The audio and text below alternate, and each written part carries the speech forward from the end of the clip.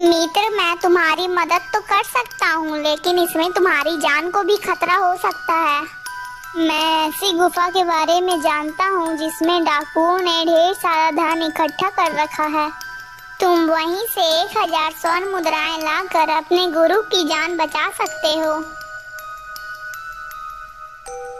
लेकिन मित्र, चोरी करना तो पाप है। हम भला इस पाप को कैसे कर सकते हैं? लेकिन मित्र, हमारे पास तो और दूसरा कोई रास्ता भी नहीं है। अगर एक पाप से हमारी गुरु की जान बच सकती है तो हम यह पाप करने के लिए तैयार हैं। चलो मित्र, अब हमें उस गुफा के पास ले चलो। मित्र, मैं तुम्हें उस गुफा के पास तो लेकर जाऊंगा, लेकिन रात्रि होने से पहले हमें उस गुफा से बाहर भी आ जाना चाहिए, क्योंकि रात्रि होते ही वो डाकू गुफा में आ जाते हैं। फिर वो तोता दोनों भाइयों को गुफा के पास लेकर चले जाता है।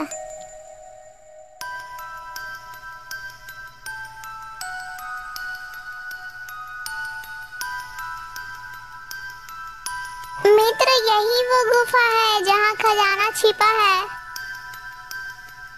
फिर वो तीनों गुफा में घुस जाते हैं और खजाना ढूंढने लगते हैं।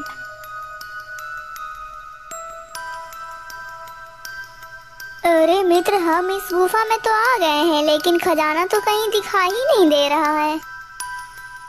ढूंढते रहो मित्र, खजाना यहीं कहीं होगा। अरे ये कुआं कैसा है? इस कुएं को तो इस बड़े वाले पत्थर से ढक दिया गया है।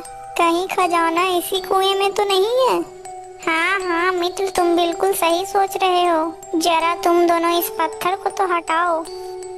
जब वो दोनों भाई उस पत्थर को हटाते हैं तो देखते हैं पूरा कुआं खजाने से भरा हुआ है।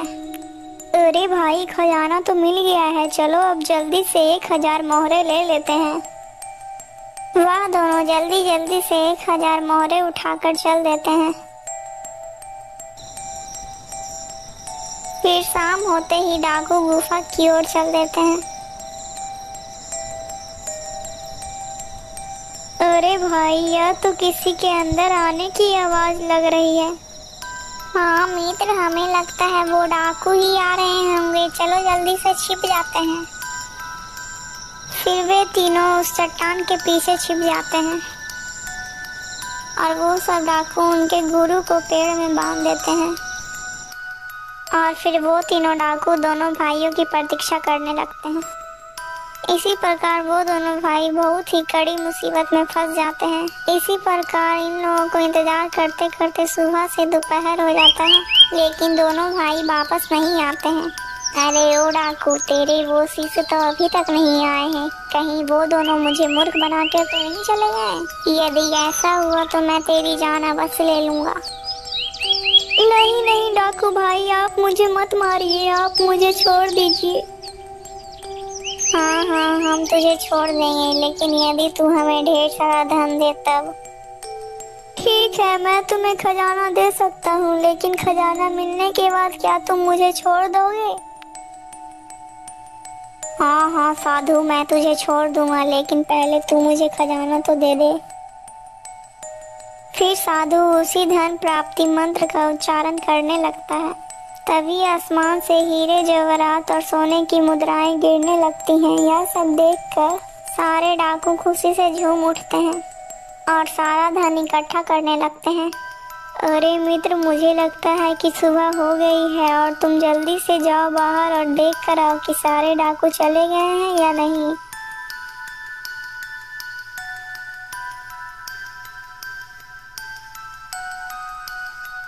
नहीं मित्र, अभी वो डाकू सो रहे हैं।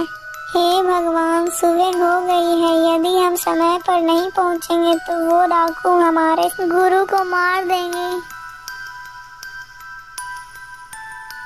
हे साधु, तुमने मुझे कहे अनुसार इतना सारा धन दिया है, अब मैं तुम्हें आजाद करता हूँ। ठहर जाओ लाखान, ये सारा धन मेरे हवाले कर दो, नहीं तो तुम लोग मारे जाओगे। अरे ढक्कन भाई, आप यहाँ? अरे ढक्कन भाई, हम तो डाकू हैं, इसलिए हम तो भाई भाई हुए ना ढक्कन भाई। और हम लोगों को मार कर आपको क्या मिलेगा? ये सारा खजाना तो हमें इस साधु ने अपने मंत्र के सिद्धि से दिया है। तुम हमें छोड़ दो और इस साधु को पकड़ लो। अरे नहीं नहीं डाकू भाई, अब मैं तुम्हें खजाना नहीं दे सकता। वो मंत्र मैं बस एक वर्ष में एक ही बार उपयोग कर सकता हूँ।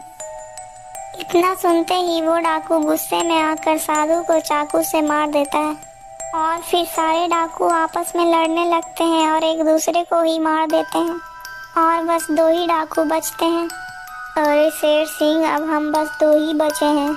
अब हम दोनों ऐसा करते हैं कि ये सारा धन आपस में आधा आधा बांट लेते हैं।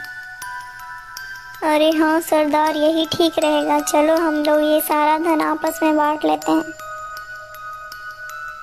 अरे हाँ शेर सिंह, लेकिन उससे पहले चलो हम लोग कुछ खा लेते हैं, उसके बाद फिर धन को अच्छे से बांट लेंगे। शेर सिंह, तुम बाजार जाओ और जल्दी से कुछ खाने के लिए ले आओ, जब तक मैं खजाने की देखभाल करता हूँ। ठीक है सरदार, मैं अभी खाना लेकर आता हूँ। मेरा नाम लाखन है बेटा, मैं ऐसे ही तेरा सरदार नहीं बना।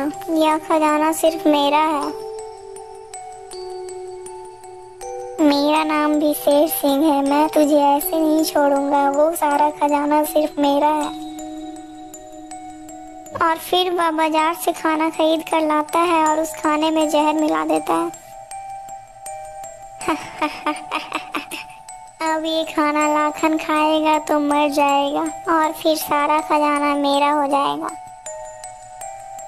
अरे सरदार, तुम कहाँ हो? देखो मैं खाना लेकर आ गया हूँ। लाखन पेड़ के पीछे छिप कर वो सब देख रहा होता है। जैसे ही शेर सिंह पीछे की ओर मुड़ता है, तभी लाखन शेर सिंह को पीछे से वार कर कर उसे मार देता है। चलो, अब मेरा आखिरी कांटा भी निकल गया है। अब ये सारा धन मेरा है। चलो अब मैं जल्दी से खाना खा लेता हूँ, फिर मैं ये सारा धन उठाकर यहाँ से भाग जाऊँगा। इतना कहकर वो उस जहरीले खाने को खा लेता है और तड़प तड़प कर मर जाता है। दोस्तों, इसीलिए कहा गया है हमें कभी भी लालच नहीं करना चाहिए। लालच का परिणाम बहुत ही बुरा होता है। दोस्तों, इस वीडियो का पार्ट 1 हमारे चैनल में है, आकर जरूर देखिएगा। और हाँ दोस्तों, वीडियो अच्छी लगी तो प्लीज़ लाइक करके चैनल को सब्सक्राइब कर दीजिएगा।